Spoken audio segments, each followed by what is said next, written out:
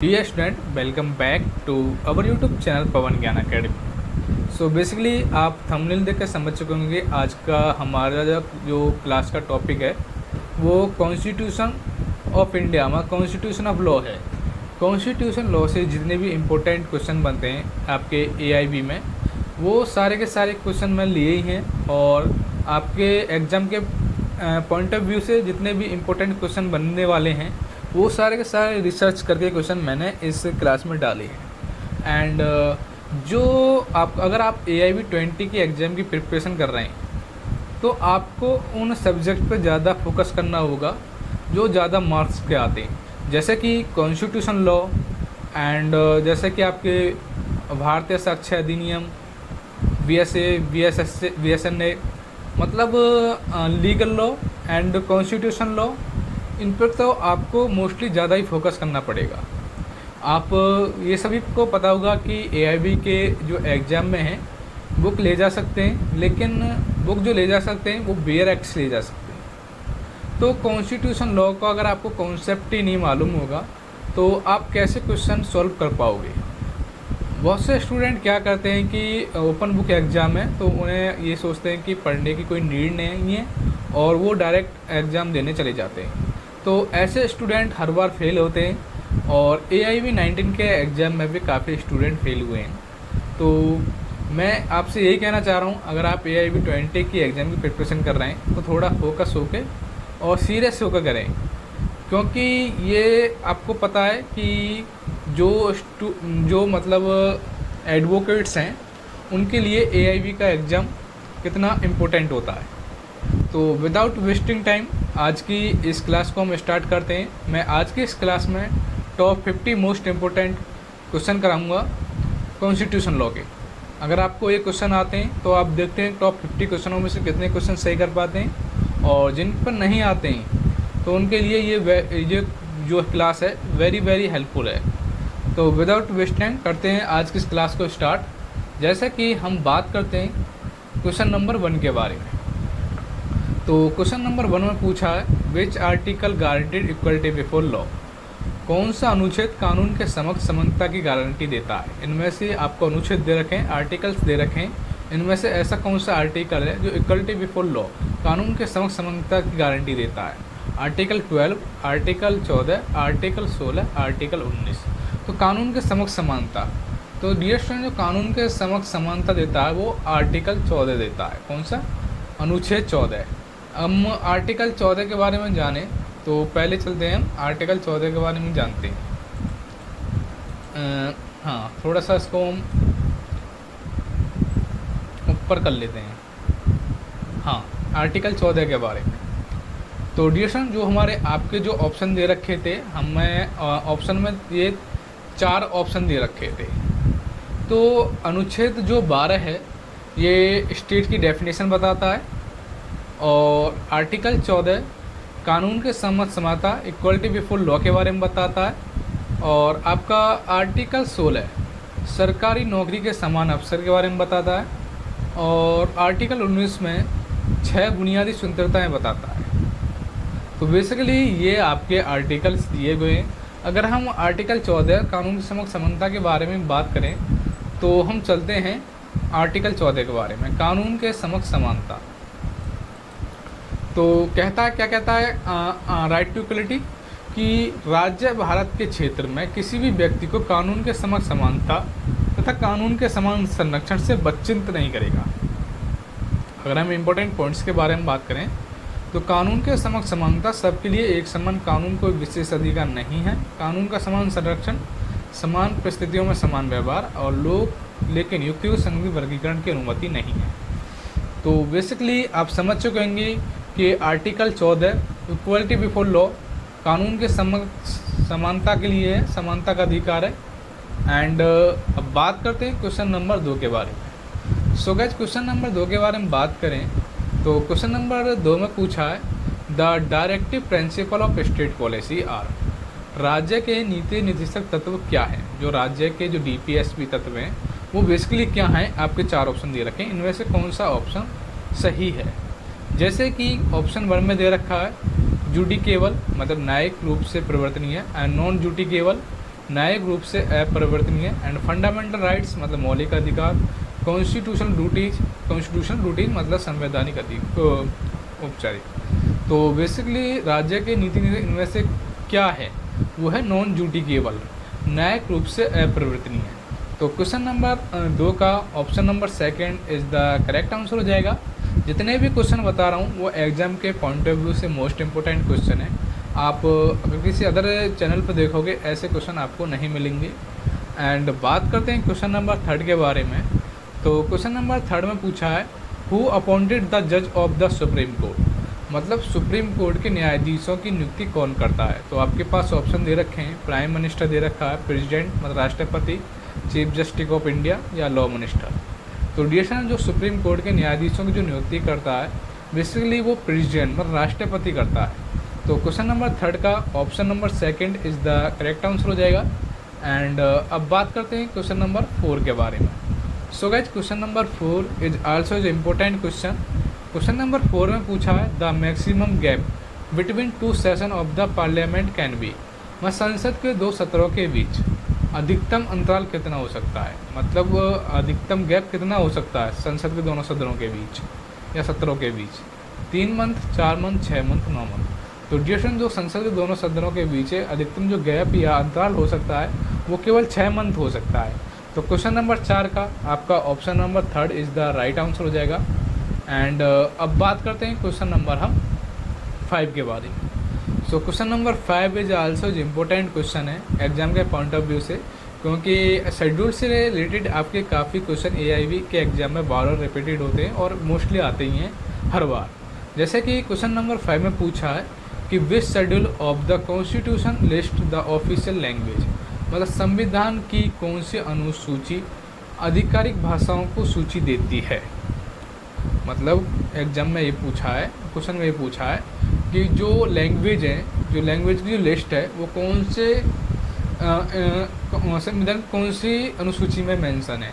आपके पास ऑप्शन दे रखे हैं 7th schedule, and option B में दे रखा है 8th schedule, and option 3rd में दे रखा है 9th schedule, and option 4th में देखा 10th schedule. Basically very easy है, जो भाषाओं की जो लिस्ट है कौन कौन लिस्ट में वो आपके अनुसूची 8th में मेंशन है, क्योंकि हमारे जो संविधान में 8th शेड्यूल में 22 भाषाएं दी गई हैं। वो कौन कौन सी भाषाएं वो भी बताऊंगा मैं आपको। And 7th schedule, 9th schedule, 10th schedule किससे क्या मेंशन है ये सब बताऊंगा। बेसिकली ये तो पता होगा 10th शेड्यूल में आपके वो दल बदल कानून है। एंड चलो हम डायरेक्ट उसी के ऊपर चलते हैं, एग्ज़ाम के फैक्ट के ऊपर। तो हमारा जो वो था जो पेपर में पूछा था, वो क्वेश्चन में पूछा है वो पूछा था जो 7th schedule, 9th schedule, 8th schedule और 10th शेड्यूल ये पूछे थे। हाँ चलते हैं दोबारा उसी के ऊपर। हाँ जो हमारे क्वेश्चन में पूछे हैं ये 3 शेड्यूल्स पूछे हैं basically, 7th schedule, 8th schedule, 9th schedule और 10th शेड्यूल। तो आपकी जो उसमें दे रखा है 7th शेड्यूल में, मतलब 7वीं अनुसूची में, तो 7वीं सूची में केंद्र और राज्य के बीच बंटवारा दिया गया है, जैसे union and state and county list, समवर्ती सूची, केंद्र और राज्य के बीच शक्तियों का बंटवारा। 8 में आपकी 22 लैंग्वेज दी गई हैं, 22 भाषाएँ दी गई हैं। और 9th शेड्यूल में आपकी न्यायिक समीक्षा जुडिशल रिव्यू से बचने हेतु स्पेशल लॉ दिए गए हैं। और 10th शेड्यूल में आपके दल विरोधी कानून मतलब एंटी डिफेंस लॉ के बारे में किया गया है। और वो कौन कौन सी 22 लैंग्वेज हैं उनके बारे में बात करें हम 8th शेड्यूल में, तो शुरुआत में 1950 में 14 भाषाएँ थी, लेकिन इन प्रेजेंट में 22 लैंग्वेज हैं आपकी 8th शेड्यूल में। वो कौन कौन सी जो हैं भाषाएँ हैं वो देखते हैं, जैसे कि हिंदी, संस्कृत, तमिल, तेलुगु, बंगाली, उर्दू, मराठी, पंजाबी, गुजराती, उड़िया, कन्नड़, मलयालम, असमी, कश्मीरी, नेपाली। बेसिकली ये सभी जो लैंग्वेज है ये आप 10 के या 500 के नोट पर भी मेंशन होती हैं। टोटल 22 लैंग्वेज होती हैं हमारे 8th शेड्यूल में। एंड अब बात करते हैं हम क्वेश्चन नंबर नेक्स्ट के बारे में। तो क्वेश्चन नंबर 6 के बारे में बात करेंगे। तो क्वेश्चन नंबर 6 में पूछा है the age of retirement of a supreme court जज। मतलब क्वेश्चन में ये पूछा है कि सुप्रीम कोर्ट के न्यायाधीश की सेवानिवृत्ति की आयु क्या है। जो आपका सुप्रीम कोर्ट का जो न्यायाधीश है, जज है, जो सेवा मतलब रिटायरमेंट एज क्या है, 60 ईयर्स, 62 ईयर्स, 65 ईयर्स, 68 ईयर्स। सो इसका राइट आंसर 65। जो सुप्रीम कोर्ट के न्यायाधीश की मतलब रिटायरमेंट की जो एज है वो 65 वर्ष है। तो क्वेश्चन नंबर 6 का option number 3 is the right answer हो जाएगा। एंड बात करते हैं क्वेश्चन नंबर 7 के बारे में। सो क्वेश्चन नंबर 7 पूछा है who presided over the Rajya Sabha. मतलब राज्यसभा की अध्यक्षता कौन करता है, प्राइम मिनिस्टर, प्रेसिडेंट या वाइस प्रेसिडेंट या स्पीकर ऑफ लोकसभा। तो डियर स्टूडेंट बेसिकली जो राज्यसभा की जो अध्यक्षता करता है वो इसलिए वाइस प्रेसिडेंट उपराष्ट्रपति करता है। तो क्वेश्चन नंबर 7 का आपका option number 3 is the right answer हो जाएगा। एंड बात करते हैं क्वेश्चन नंबर 8 के बारे में। सो गाइस क्वेश्चन नंबर 8 में पूछा है which article deals with proclamation of emergency. मतलब आपातकाल की घोषणा किस अनुच्छेद में है। वेरी इजी है और एग्जाम के पॉइंट ऑफ व्यू से वेरी वेरी इंपॉर्टेंट क्वेश्चन है, बार बार रिपीटेड हुआ ये एग्जाम में। ऑप्शन में आपको दे रखे हैं, ऑप्शन फर्स्ट में दे रखा आर्टिकल 350, ऑप्शन सेकंड में दे रखा आर्टिकल 352 एंड ऑप्शन थर्ड में दे रखा आर्टिकल 356 एंड ऑप्शन फोर्थ में दे रखा आर्टिकल 360। तो डियर स्टूडेंट जो आपातकाल की घोषणा मतलब जो कौन सा अनुच्छेद में मेंशन है, आर्टिकल 352 में मेंशन है, 352 अनुच्छेद 352 में। तो क्वेश्चन नंबर 8 का option number second is the right answer हो जाएगा। एंड अब बात करते हैं क्वेश्चन नंबर 9 के बारे में। तो question number 9 is very very important exam के पॉइंट ऑफ व्यू से। इसमें पूछा which amendment lowered the voting age from 21 to 18 years. किस संशोधन ने मतदान की आयु 21 वर्ष से घटाकर 18 वर्ष कर दी गई। मतलब वोट डालने का जो अधिकार है पहले 21 वर्ष था लेकिन अब 18 वर्ष है। वो कौन से कॉन्स्टिट्यूशन अमेंडमेंट द्वारा किया गया है, क्वेश्चन में ये पूछा गया है। तो आपके पास ऑप्शन दे रखे हैं, ऑप्शन फर्स्ट में दे रखा 42 कॉन्स्टिट्यूशन अमेंडमेंट, ऑप्शन 2 में दे रखा 44, ऑप्शन थर्ड में दे रखा 61 एंड ऑप्शन फोर्थ में दे रखा 63। अगर हम उसकी बात करें वोट डालने का अधिकार, ये बेसिकली ये कॉन्स्टिट्यूशन जो 61 कॉन्स्टिट्यूशन अमेंडमेंट है ना, 61वां संविधान संशोधन द्वारा, इसमें 21 वर्ष से घटाकर 18 वर्ष वोट डालने का अधिकार कर दिया गया है। तो क्वेश्चन नंबर 9 का option number 3 is the right answer. अगर हम इसमें डिटेल्स से जानें कौन सा आर्टिकल,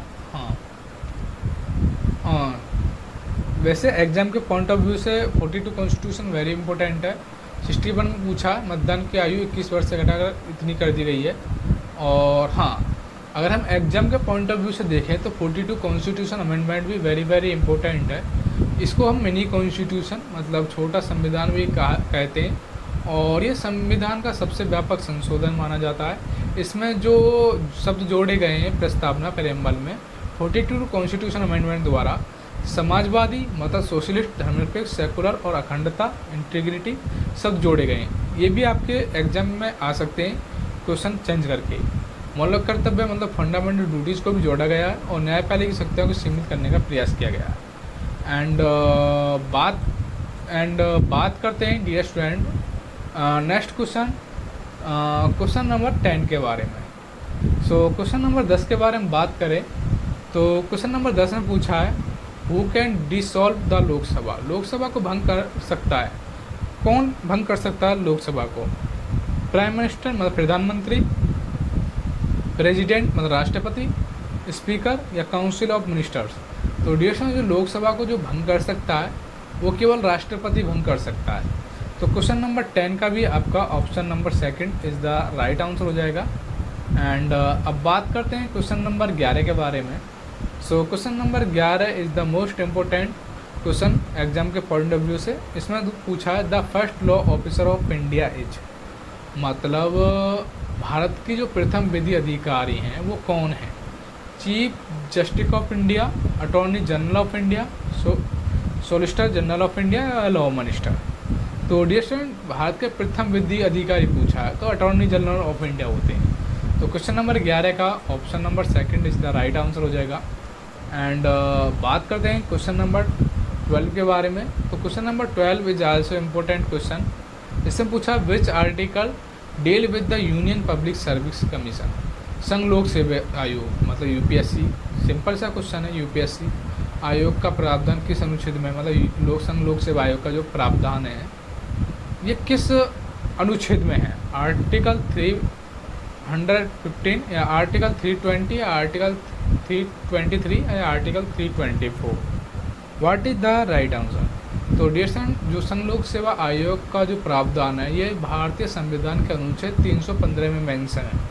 तो क्वेश्चन नंबर 12 का option number first is the right answer हो जाएगा। एंड बात करते हैं क्वेश्चन नंबर 13 के बारे में। So guys, question number 13 is also important. इसमें पूछा है क्वेश्चन नंबर 13 में how many schedules are there in the Indian constitution. ये वेरी इंपॉर्टेंट और वेरी इजी क्वेश्चन है कि भारतीय संविधान में कुल कितनी अनुसूचियाँ हैं। तो ऑप्शन दे रखे हैं 10, 11, 12, 13। तो वेरी इजी है, पहले 8 थी लेकिन प्रेजेंट में 12 हैं। तो क्वेश्चन नंबर 13 का option number right 12 is the correct answer हो जाएगा। और बेसिकली जो अगर हम शेड्यूल्स की बात करें, अनुसूचियों की बात करें, तो ये वेरी वेरी इंपॉर्टेंट है एग्ज़ाम के पॉइंट ऑफ व्यू से। शेड्यूल्स मतलब अनुसूचियाँ। अगर हम बात करें पहली अनुसूची के बारे में, तो पहली अनुसूची में आपको पता होगा कि राज्य केंद्र शासित प्रदेशों के नाम और उनका विस्तार क्षेत्र दिया गया है। और सेकंड में आपके मतलब जो भारत के जो विभिन्न पदाधिकारी उनके वेतन, भत्ते और पेंशन के बारे में दिया गया है। और थर्ड शेड्यूल में बेसिकली विभिन्न पदाधिकारियों की शपथ मतलब ओथ के बारे में किया गया है। और फोर्थ शेड्यूल में आपको पता होगा दिल्ली पांडिचेरी सदस्यों का आवंटन के बारे में किया गया है। और फिफ्थ शेड्यूल में अनुसूचित क्षेत्र अनुसूचित जातियों के प्रशासन एवं नियंत्रक के लिए विशेष प्रावधान के बारे में दिया गया है। एंड सिक्स्थ शेड्यूल के बारे में बात करें तो विशेष जनजाति क्षेत्र प्रशासन के विशेष प्रावधान के बारे में दिया गया है। और सेवंथ शेड्यूल के बारे में बात करें तो संघ एवं राज्य की शक्तियों का बंटवारा, जैसे कि राज्य सूची, संवर्ती सूची। एंड अगर हम बात करें उसके बारे में, कौन से शेड्यूल के बारे में, हाँ सेवन्थ शेड्यूल बता दिया मैंने। अब एट्थ शेड्यूल के बारे में बताता हूँ। तो एट्थ शेड्यूल में आपको पता है लैंग्वेज दी गई है 22। एंड नाइन्थ शेड्यूल में आपकी भूमि सुधार के कानून दिए गए हैं जो फर्स्ट कॉन्स्टिट्यूशन अमेंडमेंट 1951 द्वारा हुआ था। और टेंथ शेड्यूल में एंटी डिफेक्शन लॉ, दल बदल पर कानून। एंड 11th शेड्यूल मतलब 11वीं अनुसूची में पंचायत राज के बारे में किया गया। और 12वीं अनुसूची में आपकी म्यूनसिपालिटीज़ मतलब नगर पालिकाओं के बारे में किया गया है। तो बेसिकली ये 12 जो शेड्यूल्स जो मैंने बताए हैं एग्जाम के पॉइंट ऑफ व्यू से मोस्ट इंपॉर्टेंट है, क्योंकि इन्हीं 12 शेड्यूल्स में से आपके शेड्यूल क्वेश्चन आते हैं। एंड बात करते हैं क्वेश्चन नंबर 14 के बारे में। So guys, question number 14 is also important question exam के पॉइंट ऑफ व्यू से। तो इसमें पूछा है क्वेश्चन नंबर 14 में who was the chairman of the drafting committee of the constitution. संविधान की प्रारूप समिति के अध्यक्ष कौन थे? जवाहरलाल नेहरू, सरदार पटेल, BR अम्बेडकर या राजेंद्र प्रसाद? तो संविधान समिति के जो अध्यक्ष थे वो आपके BR अम्बेडकर थे। तो क्वेश्चन नंबर 14 का option number third is the right answer हो जाएगा। एंड अब बात करते हैं क्वेश्चन नंबर 15 के बारे में। सो गाइस, क्वेश्चन नंबर 15 पूछा which part of the constitution deals with the union judiciary. मतलब संविधान का कौन सा भाग न्यायपालिका से संबंधित है। ये पूछा है कौन सा भाग न्यायपालिका मतलब जुडिशरी से रिलेटेड है इंडियन कॉन्स्टिट्यूशन का कौन सा पार्ट 4, पार्ट 5, पार्ट 6 या पार्ट 7। तो पार्ट 6 जो है आपका, पार्ट जो 6 है आपका ये आपका पार्ट 6 नहीं, पार्ट वो 5th, हाँ पार्ट जुडिशरी से रिलेटेड पूछा है। भारत का संविधान का कौन सा भाग? तो भाग 5 है। तो क्वेश्चन नंबर 15 का option number B is the right answer हो जाएगा। एंड बात करते हैं क्वेश्चन नंबर 16 के बारे में। सो गाइस, क्वेश्चन नंबर 16 में पूछा है basically who decided disputes regarding the election of the president. राष्ट्रपति के चुनाव से संबंधित विवाद कौन तय करता है? पार्लियामेंट या इलेक्शन कमीशन या सुप्रीम कोर्ट या लोकसभा? तो देश में जो राष्ट्रपति मतलब जो प्रेसिडेंट है उसके इलेक्शन से रिलेटेड जो डिस्प्यूट है वो जो तय करता है वो सुप्रीम कोर्ट करता है। तो क्वेश्चन नंबर 16 का option number third is the right answer हो जाएगा। एंड बात करते हैं क्वेश्चन नंबर हम 17 के बारे में। सो क्वेश्चन नंबर 17 में पूछा है which article related to the money bill. Money bill किससे संबंधित है? आर्टिकल 108, आर्टिकल 109, आर्टिकल 110 या article 111। What is the right answer? तो डिशन जो मनी बिल है इंडियन कॉन्स्टिट्यूशन के आर्टिकल 110 मतलब 110 से संबंधित है। तो क्वेश्चन नंबर 17 का जो राइट आंसर हो जाएगा option number third is the right answer हो जाएगा। एंड अब बात करते हैं क्वेश्चन नंबर हम 18 के बारे में। सो गाइस क्वेश्चन नंबर 18 में पूछा which fundamental right can not be suspended even during emergency. मतलब आपातकाल में कौन से मौलिक अधिकार निम्नलिखित नहीं किया जा सकते? अगर जैसे कि हमारा एमरजेंसी के अकॉर्डिंग बेसिकली एमरजेंसी जो लगाता है राष्ट्रपति लगाता है, लेकिन इसके दौरान भी जो ऐसे कौन से फंडामेंटल राइट हैं जो मतलब सस्पेंड नहीं किए जा सकते हैं, क्वेश्चन में ये पूछा है। तो ऑप्शन दे रखे हैं राइट टू फ्रीडम मतलब आज़ादी का अधिकार, राइट टू इक्वलिटी समानता का अधिकार, right life and personal liberty, या राइट टू एजुकेशन शिक्षा का अधिकार। तो बेसिकली जो एमरजेंसी के दौरान जो मौलिक अधिकार निलंबित नहीं सस्पेंस नहीं किए जा सकते बेसिकली वो right to life and personal liberty है, जीने का अधिकार और रहने का अधिकार। तो क्वेश्चन नंबर 18 का option number third is the right answer हो जाएगा। एंड बात करते हैं क्वेश्चन नंबर 19 के बारे में। सो गाइस क्वेश्चन नंबर 19 में पूछा है the maximum number of members in the Lok Sabha is. मतलब लोकसभा के सदस्यों की अधिकतम संख्या कितनी है? 500, 545, 552 या 560। तो डीएस में जो लोकसभा के सदस्यों की जो अधिकतम संख्या है वो 552 है। तो क्वेश्चन नंबर 19 का option number B is the correct answer हो जाएगा। एंड अब बात करते हैं क्वेश्चन नंबर 20 के बारे में। सो गाइस क्वेश्चन नंबर 20 में पूछा है which article defines the term money bill. मतलब मनी बिल की परिभाषा किस अनुच्छेद में है? मैंने अभी बताया था मनी बिल किससे रिलेटेड है, आर्टिकल 110 से। तो इसमें डेफिनेशन पूछी है तो ये भी 110 में ही है।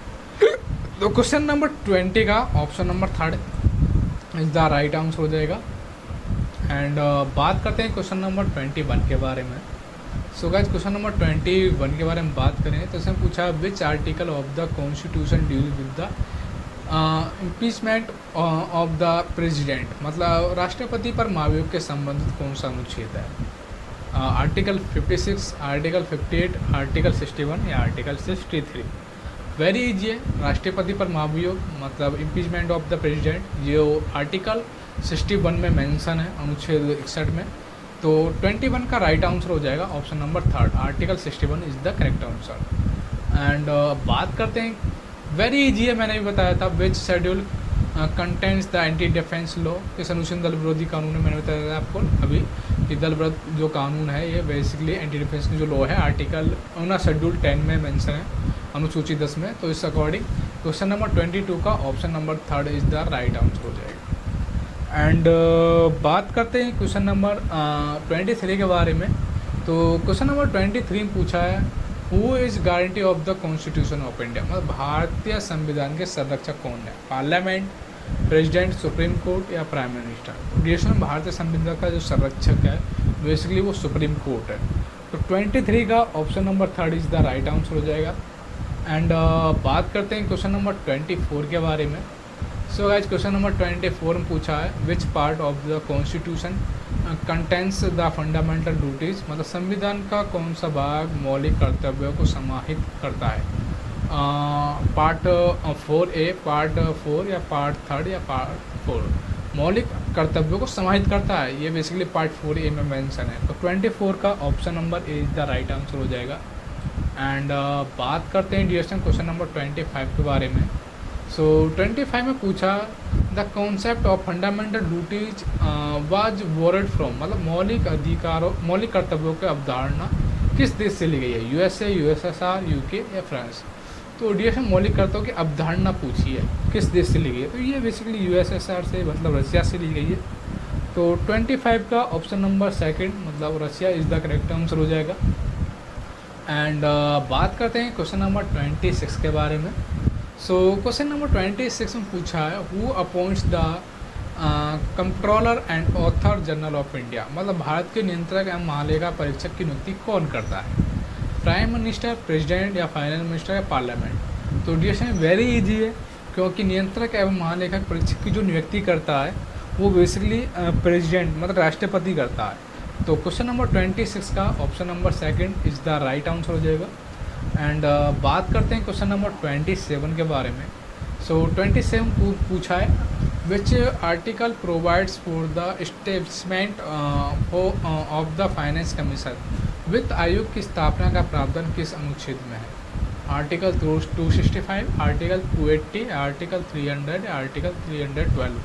What is the right answer? तो डिस्कशन जो वित्त आयोग की स्थापना आर्टिकल 280 में मेंशन है, कितने में? अनुच्छेद 280 में। तो 27 का option number B is the right answer हो जाएगा।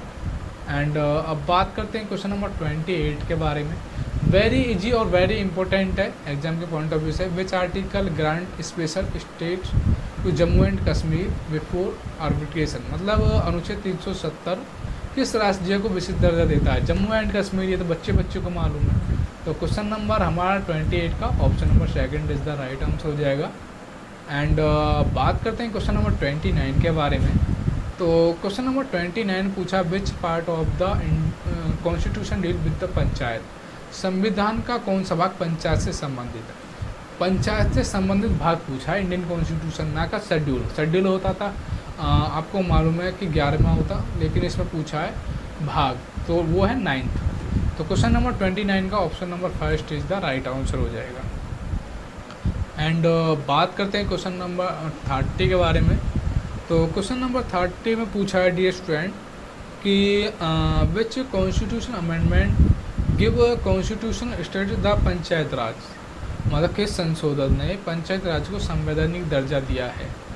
मैंने अभी बताया था ना आपको, जो 10th शेड्यूल है, इसमें बेसिकली जो अमेंडमेंट हुआ था 73 कॉन्स्टिट्यूशन अमेंडमेंट द्वारा, इसको विशेष संवैधानिक दर्जा प्राप्त है पंचायती राज को। तो ये बेसिकली क्वेश्चन नंबर 30 का option number 30 is the right answer, 73 constitution amendment, 73वां संवैधानिक संशोधन द्वारा। तो क्वेश्चन नंबर 30 का option number 3 is the right answer हो जाएगा। एंड बात करते हैं क्वेश्चन नंबर 31 के बारे में।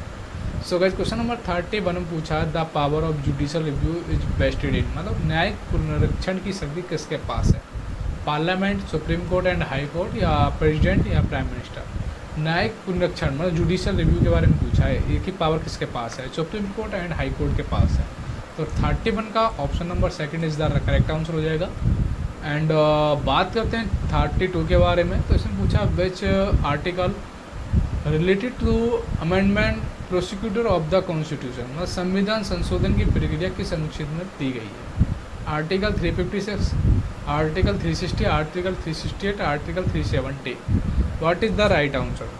तो डियर स्टूडेंट, बेसिकली जो संविधान प्रक्रिया मतलब संविधान संशोधन की जो प्रक्रिया जो दी गई है आर्टिकल 368 में मेंशन है बेसिकली। तो क्वेश्चन नंबर 32 का जो राइट आंसर हो जाएगा वो basically article 368 is the correct answer हो जाएगा। एंड अब बात करते हैं क्वेश्चन नंबर 33 की। वेरी इजी और वेरी इंपॉर्टेंट है एग्जाम के पॉइंट ऑफ व्यू से। इसमें पूछा है, how many types of emergency are mention in the constitution, और संविधान में कितने प्रकार की आपात स्थितियाँ हैं? वेरी इजी है, 3 टाइप की स्थितियाँ हैं इमरजेंसी। तो क्वेश्चन नंबर 33 का option number second is the right answer हो जाएगा। एंड बात करते हैं 34 के बारे में। तो इसमें पूछा, which article is related to fundamental emergency, वित्तीय आपातकाल से संबंधित कौन सा अनुच्छेद है? 352 है। ये इजी सभी को पता है कि कौन सा नहीं वित्तीय इमरजेंसी, फाइनेंशियल इमरजेंसी पूछा है, ना कि वो पूछा उद्घोषणा। Which article is related to financial emergency, वित्तीय आपातकाल से संबंधित कौन सा है? ऑप्शन देखा 352, 356, 358 या 360। तो वित्तीय आपातकाल से संबंधित पूछा अनुच्छेद, तो 360 360, अनुच्छेद 360। तो क्वेश्चन नंबर हमारा 34 का option number 4 is the right answer हो जाएगा। एंड बात करते हैं क्वेश्चन नंबर हम 35 के बारे में। तो इसमें पूछा है कि who is the head of the union executive, संघीय कार्यपालिका का प्रमुख कौन है? प्राइम मिनिस्टर, प्रेसिडेंट, कैबिनेट या स्पीकर? तो ओडिशा में बेसिकली जो संघीय कार्यपालिका जो प्रमुख है वो बेसिकली प्रेसिडेंट और राष्ट्रपति है। तो 35 का option number second is the right answer हो जाएगा। एंड अब बात करते हैं क्वेश्चन नंबर 36 के बारे में। तो इसने पूछा है which article of the constitution defined state, मतलब राज्य की परिभाषा किस अनुच्छेद में है। वेरी इजी और इम्पोर्टेंट भी है। तो आर्टिकल 12 में राज्य की परिभाषा बेसिकली डिफाइन की गई है। तो 36 का option number third is the right answer हो जाएगा। एंड बात करते हैं क्वेश्चन नंबर 37 के बारे में। इसने पूछा which article deal with suspenses of fundamental rights during emergency, आपातकाल में मौलिक अधिकारों को निलंबन किस अनुच्छेद सा है। तो वेरी इजी है, आर्टिकल 359। तो क्वेश्चन नंबर 37 का option number fourth is the right answer हो जाएगा।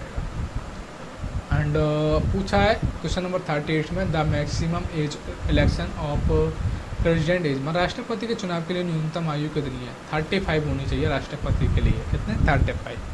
तो क्वेश्चन नंबर 38 का option number third is the right answer हो जाएगा। एंड बात करते हैं क्वेश्चन नंबर 39 के बारे में। तो इसमें पूछा the term of office of the president is, राष्ट्रपति का कार्यकाल कितने वर्ष का होता है। बेसिकली प्रधानमंत्री, राष्ट्रपति या मेयर, इनका जो कार्यकाल होता है वो इसलिए 5 वर्ष के लिए होता है। तो क्वेश्चन नंबर 39 का option number B is the right answer हो जाएगा। एंड बात करते हैं क्वेश्चन नंबर 40 के बारे में। तो इसमें पूछा which article deal with election commission, चुनाव आयोग से संबंधित कौन सा अनुच्छेद है। आर्टिकल 320, आर्टिकल 322, आर्टिकल 324, आर्टिकल 326, मतलब इलेक्शन से रिलेटेड, मतलब इलेक्शन कमीशन से रिलेटेड पूछा आर्टिकल, तो आर्टिकल 324 है।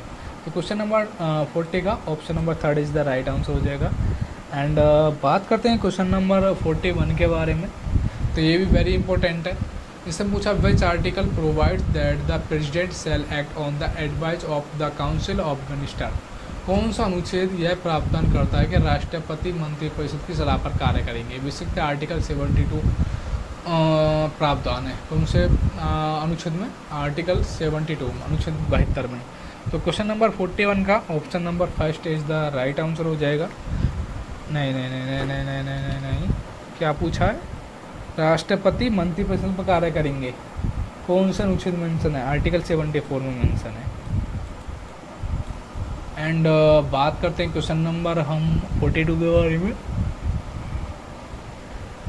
मैंने बताया ना अभी आपको, अनुसूची से रिलेटेड दोबारा क्वेश्चन आएगा। Which schedule contains the list of special language, कौन सा अनुसूची राज्य भाषाओं की सूची दी गई है। अभी बताया था ये तो मैंने आपको, तो वो कौन सा है, 8th शेड्यूल,